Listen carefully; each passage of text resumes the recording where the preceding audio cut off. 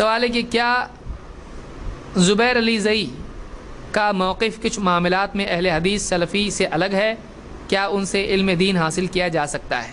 دیکھیے، زبیر علی زئی رحمہ اللہ بڑے علماء میں سے ہیں، اور خصوصاً علم حدیث کے سلسلے میں ان کا بہت اچھا اور اونچا مقام ہے، لہٰذا ان سے دین کا علم لینا چاہیے، اور جو بھی بدعات اور خرافات اور جو بھی تقلیدی ضد جو بھی جن لوگوں میں پائی جاتی ہے، ان کا اچھا خاصا ڈنڈے سے دھلائی انہوں نے علمی اعتبار سے کی ہے، لہٰذا ان کو بہت دکھ ہوتا ہے ان کا نام سن کے ہی۔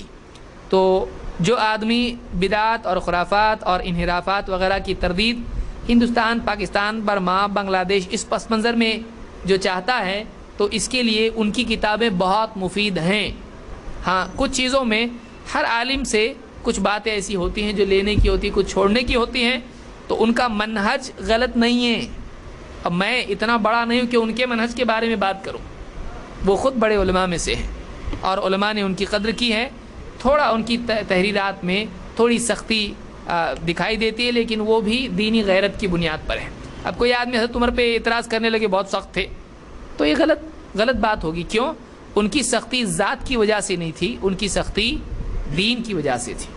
تو علماء میں سے بھی بعض علماء ایسے ہوتے ہیں بہت نرم ہوتے ہیں، اور بعض علماء ایسے ہوتے ہیں بہت سخت ہوتے ہیں، لیکن ان کی سختی ذاتی نہیں ہوتی ہے۔ وہ جائیداد کی وجہ سے لڑ رہے ہیں لوگوں سے، ان کی سختی کیا ہے؟ کیوں ہے؟ پرسنل ہے؟ نہیں، ان کو بدعات سے اتنے چڑ ہے کہ لکھتے ہیں تو تھوڑا سختی سے لکھتے ہیں۔ ٹھیک ہے، آپ ان کی بات پہ دھیان دو، ان کے غصے پہ نہیں، ان کے غصے پہ دھیان مت دو۔ تو زبیر علی زئی یہ بڑے علماء میں سے ہیں، اور ہمارا اصول یہ ہے کہ کسی عالم کی ہم قدر کرتے ہیں تو اس کی تقلید نہیں کرتے ہیں۔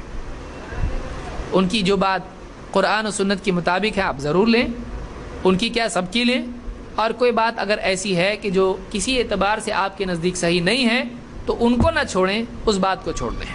تحقیق کے بعد اگر کوئی بات ایسی آپ کو ملے جس سے تحقیق کی روشنی میں، دلائل کی روشنی میں آپ کو اتفاق نہ ہو، اس بات کو چھوڑیں، اتنے بڑے عالم کو نہیں چھوڑیں۔